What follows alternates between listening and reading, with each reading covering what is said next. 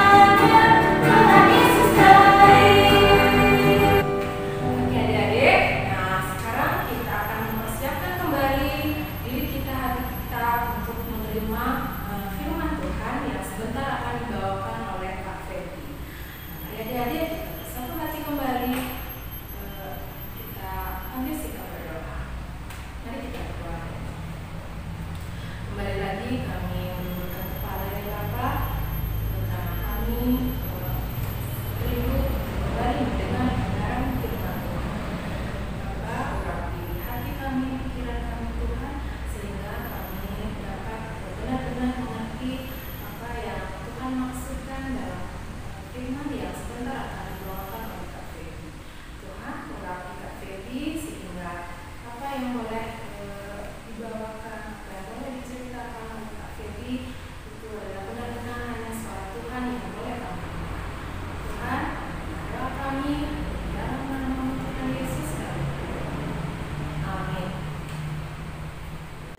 Shalom adik-adik, bagaimana kabar adik-adik hari ini? Pasti luar biasa bukan? Senang sekali Kak Feby hari ini boleh kembali membawakan renungan untuk adik-adik.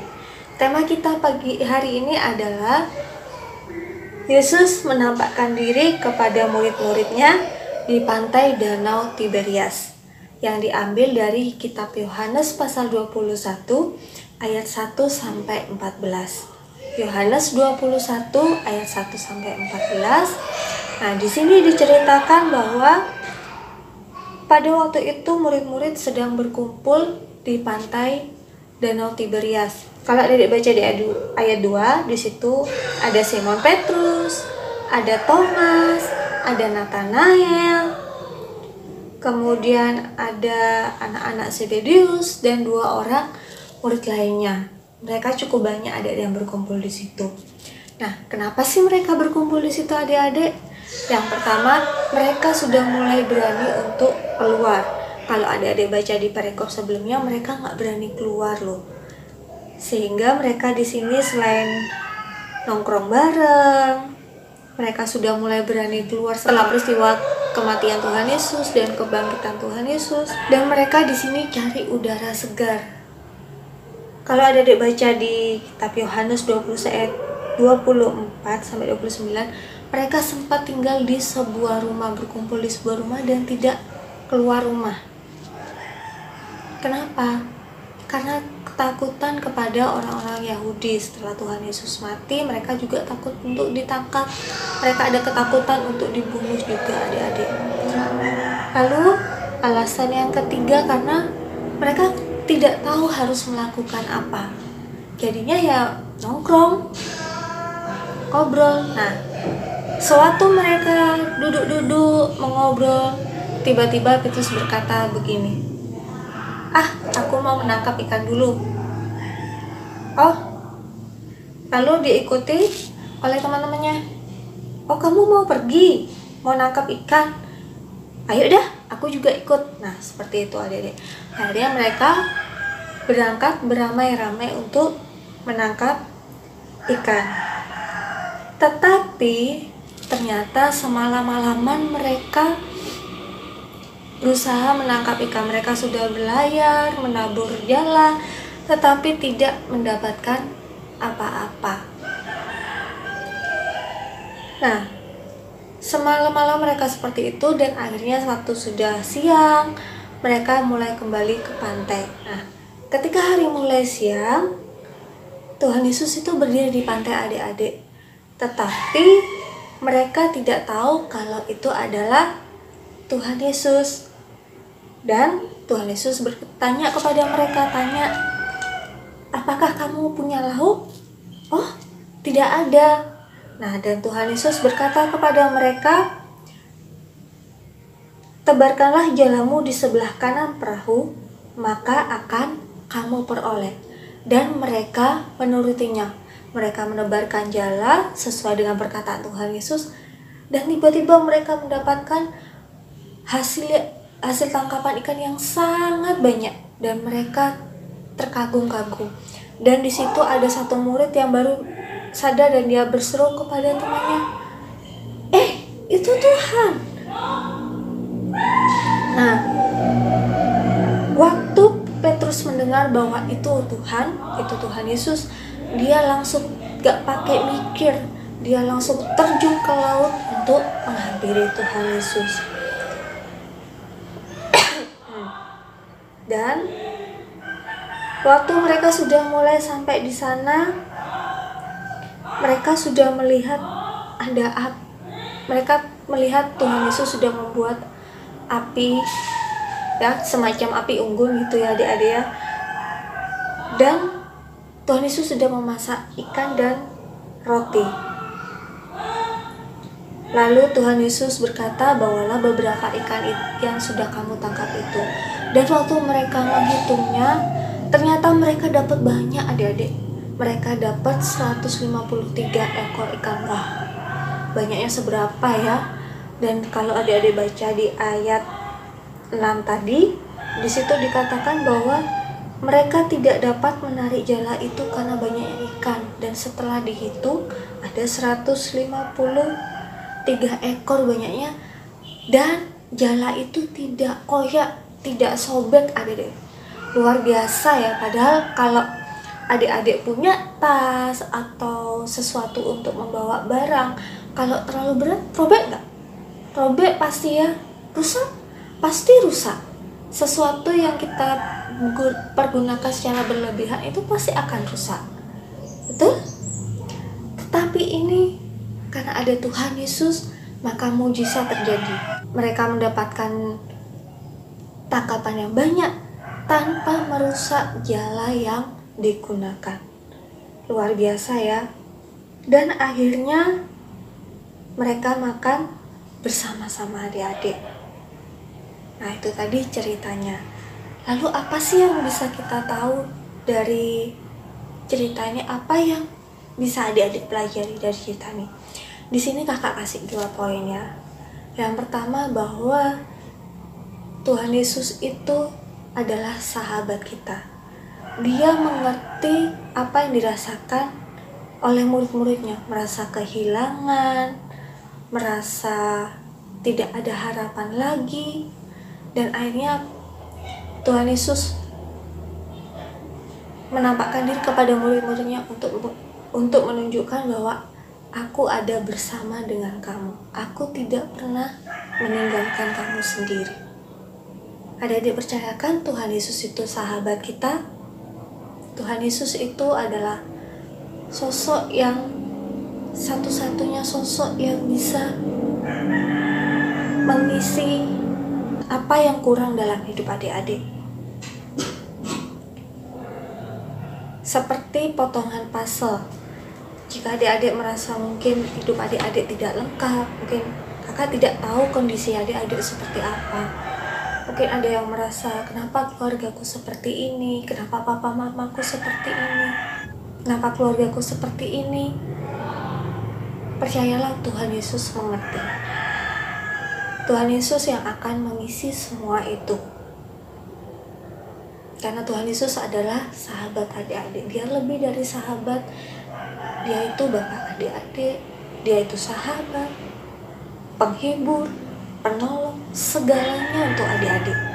Dia yang tahu isi hati adik-adik. Lalu yang kedua apa? Yang kedua, bahwa Tuhan sanggup mencukupkan segala kebutuhan kita. Kalau di sini diceritakan bahwa murid-murid merasa kebingungan saat mereka tidak mendapatkan apa-apa, dan waktu Tuhan Yesus menyuruh mereka menebarkan jala, mereka mendapatkan hasil yang luar biasa. Itu menunjukkan bahwa Tuhan sanggup memberikan apa yang adik-adik minta. Tuhan tahu isi hati adik-adik. Tuhan akan memberikan apa yang menjadi kerinduan adik-adik, asalkan itu sesuai dengan kehendak Tuhan. Itu untuk kemuliaan nama Tuhan, bukan untuk adik-adik untuk pamer. Karena kadang-kadang kalau kita berdoa, ada orang yang berdoa, misalnya nih ya, kakak kerja, karena kakak sudah bekerja ya, tapi penghasilannya kakak belum bisa untuk lease mobil lah, misalnya seperti itu. Tapi di pikiran kakak, Tuhan aku minta mobil, itu gak masuk akal adik-adik. Karena Tuhan akan menyediakan segala sesuatunya sesuai dengan apa yang kita butuhkan. Semua ada waktunya adik-adik. Kalau adik-adik merasa tidak bisa dalam memahami pelajaran, mintalah hikmat untuk adik-adik. Contohnya seperti itu. Jadi di sini kakak berpesan bahwa percayalah bahwa Tuhan selalu ada untuk adik-adik karena Dia adalah sahabat terbaik, dan percayalah bahwa Tuhan sanggup menyediakan segala sesuatu yang adik-adik butuhkan. Amin. Mari kita satu dalam doa. Tutup tangan. Mari kita lipat tangan kita. Kita rendahkan hati kita. Kita pejamkan mata. Kita mau berdoa kepada Tuhan. Bapa di dalam surga, kami mengucap syukur atas firman yang sudah kami dengarkan pagi hari ini Tuhan, yang mengingatkan kami kembali bahwa sungguh Engkau adalah Allah yang luar biasa, Allah yang tidak pernah meninggalkan kami sendiri. Engkau adalah sahabat kami, dan Engkau mengetahui apa yang kami butuhkan Tuhan. Ajar kami untuk terus percaya kepada Engkau, untuk mentaati firman-Mu Tuhan. Dan biarlah kami semakin hari semakin mengerti kehendak-Mu dalam kehidupan kami. Hanya ini doa kami Bapa, yang kami alaskan di dalam nama Tuhan Yesus Kristus. Kami sudah berdoa dan mengucap syukur. Haleluya. Amin. Wah, gimana adik-adik cerita yang tadi dibawakan oleh Kak Feby? Seru bukan? Nah, adik-adik melalui cerita tadi belajar bahwa Tuhan Yesus selalu hadir dalam kehidupan kita setiap hari, adik-adik. Nah, perlu kita yakin dan selalu percaya bahwa Tuhan itu berkenan untuk menjadi sahabat kita. Bahkan Tuhan Yesus pun selalu mencukupkan apa yang menjadi kebutuhan kita setiap hari. Nah, sekarang kita akan akhiri ibadah kita pada pagi hari ini. Kita sudah memuji Tuhan, kita sudah boleh belajar tentang firman Tuhan. Nah, sebagai penutup kita akan pujikan Jalan Serta Yesus. Karena setiap saat, setiap detik kita harus tetap mengenalkan Tuhan dan berjalanlah terus bersama dengan Tuhan Yesus. Oke adik-adik, yuk kita pujikan Jalan Serta Yesus.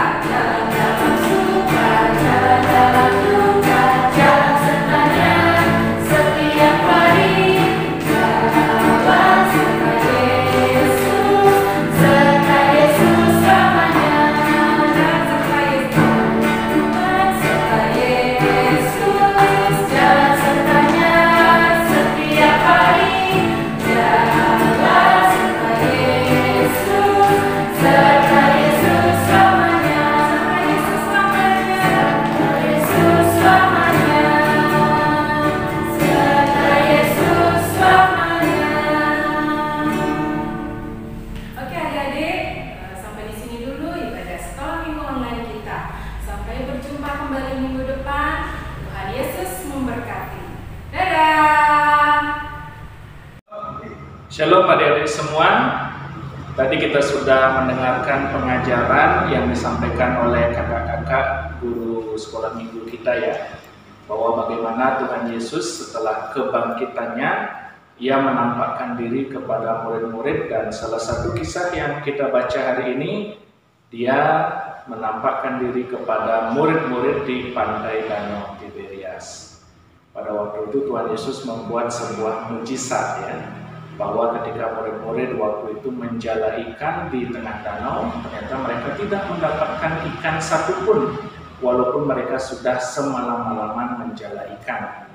Akan tetapi Tuhan Yesus menyatakan mujizatnya, dan pada waktu itu mereka mendapatkan banyak sekali ikan. Dan hal ini ternyata mengingatkan kepada murid-murid tentang bagaimana dulu ketika mereka dipanggil oleh Tuhan Yesus untuk menjadi murid-muridnya dan pengikut-pengikutnya, mereka pun menyaksikan mujizat yang sama. Ya, jadi di dalam kebangkitan dan bahkan juga ketika Tuhan Yesus menampakkan diri kepada para murid ini, mereka kembali diingatkan tentang apa yang menjadi tugas panggilan mereka, yaitu mereka harus tetap setia dan tekun untuk dapat memberitakan Injil, memberitakan tentang Tuhan Yesus. Dan inilah yang kiranya juga menjadi tanggung jawab dan juga peran yang bisa adik-adik ambil dalam kehidupan ini. Memberitakan Tuhan Yesus tidak harus kita berkhotbah, tidak harus kita menyampaikan ataupun juga memperkatakan firman Tuhan dengan bahasa yang tinggi seperti itu ya. Akan tetapi dengan ucapan yang sederhana, dengan kata-kata semangat yang sederhana, dan bahkan juga dengan tindakan yang kecil pun kita dapat menjadi saksi bagi kemuliaan nama Tuhan. Baik adik-adik, kita akan mengakhiri ibadah kita pada hari Minggu ini, dan ayo kita bersama-sama mengangkat hati dan pikiran kita kepada Tuhan. Kita mohon berkat atas kita semua. Kiranya kasih karunia dari Allah Bapa di surga, di dalam Tuhan Yesus Kristus dan Roh Kudus memberkati adik-adik semua dari sekarang sampai selama-lamanya. Amin. Adik-adik semua, selamat hari Minggu. Tuhan Yesus memberkati.